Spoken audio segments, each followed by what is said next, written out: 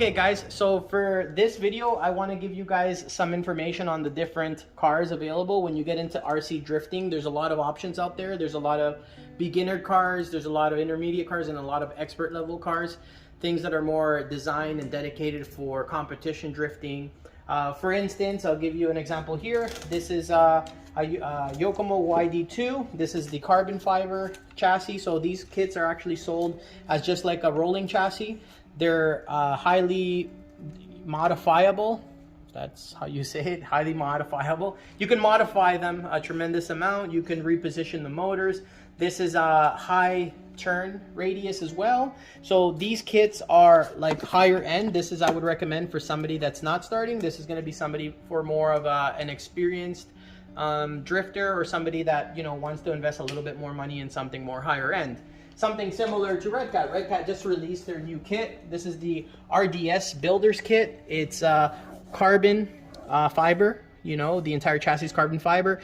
It allows you to position the motor 3 different places, and it has the maximum drift angle as well, just like the high-end Yokomo YD2, you know, the other brands that are high-end. Another high-end brand here that we also sell is the MST.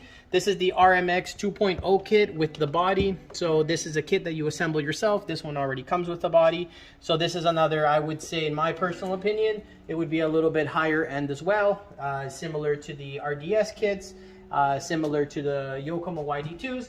And the reason is why is because they're light, you know, they're carbon fiber chassis, and you know, they're designed for weight distribution and for drifting, like guys that are really experienced in tandem drifting, things of that, you know, like that, things of that nature. Another available drifting car kit and you know, and race car would be like the Tamiya TT02s. We have a couple here. So the Tamiya TT02s, as you can see, some of them have this orange flame around them. That means it's the D version, which means it's a drift version. It comes with drifting tires, and it comes with a tuned motor as well. The suspension is a little nicer. So depending on the model, some of them include LED lights. So I do like the actual Tamiya bodies. I personally feel like they're like one of the companies that get them dead on. They're licensed as well from Honda or from, you know, Nissan. So they're not like a replica. These are licensed bodies Tamiya has. So when you purchase one of these kits here, you're getting the licensed body, right? So there's the Honda logo, and it looks beautiful. They come clear, you paint it yourself, and this is a kit where you build yourself as well. Now, to be honest with you, this is a great starter kit. This is something that is well priced. You can get them anywhere from 150 up to 200, 250 for maybe a drifting version, and you know, it gets you a car that's pretty much out of the box. You assemble and you can use, right? You got to put on your battery, put a radio on it, because it is a kit. Now, aside from that, we also have drifting cars that are ready to run. These, I would say, would be our most popular vehicles based off of what you get, right? So these bodies are painted. We've custom painted these bodies here. They come in 2 different versions here. So this is the Redcat Racing. This one is the Redcat Racing, excuse me, the Lightning. This is the SDK?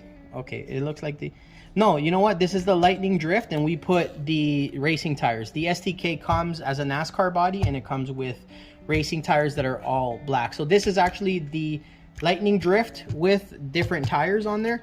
So it's a shaft driven vehicle, just like the Tamiya. It's metal, you know, it also has the metal 4x4 drive shafts. You can still adjust the toe, the angle on them. You cannot adjust the toe and the camber on the Tamiya kits. You'd have to upgrade that part. There's an aftermarket upgrade part you can buy to adjust the toe and the camber. On these Redcat ready to run drifting cars and race cars, you can do that. They're 4x4. You can easily make it to a rear wheel drive by removing the front dog bones. They just, you know, this pins, this unclips here, you remove it. And then this is the Thunder Drift made by Redcat Racing. So this one is actually belt driven. This one is a little bit more designed for specifically drifting. So it's got a nice weight distribution to it. As you can see, the battery alignment is, this is called like a 50-50, where everything is down. Kind of, they try to do the weight evenly as possible. As you can compare that to this, where the battery is on one side and then the electronics on the other, this is not like a 50-50 weight distribution. This would be a little bit more suited for 50-50. and it's belt driven, so it's smoother. It's very smooth. I like this car. This car comes with adjustable coilover shocks. You can adjust the toe, and it gives you a little bit more turning radius than this vehicle here. The difference in price is very little. I think it's within $10 to $15 from this to this. So I personally feel like this would be a great starter car for anybody getting into drifting. You get everything included: the car, the battery, the charger, the radio. You don't have to buy anything separate. All of these bodies are aftermarket. You can purchase any body that you like. You know, they're made by, we sell a lot of Tamiya licensed bodies, and we're always getting new painted bodies as well, custom and also factory painted. So this would be a great starter point right here for drifting. This or this, I would go this route if you're gonna race. I would go this route if you want to drift, but they both do the same thing. You just have to change the tire, and they're both gonna be able to race or drift. This would be a little bit smoother. These kits is what I would recommend here for a builder's kit, high competition. This brand new from Red Cat. They put a lot of time and their resources into kind of coming out with something new and competitive in the market for drifting. So this is something really, really good. I'd highly recommend it. The price point is fantastic on them compared to its competitors.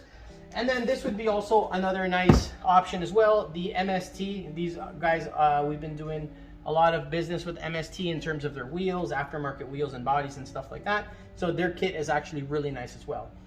But there are other options, guys. Definitely, you can always do your research on your own or come to the store. We'll be able to help you and just kind of break it down to get you what will suit you best. That way you'll make, you know, the best choice of car. Because if you're starting out and you're gonna go with one of these, it might be a little bit too much for you.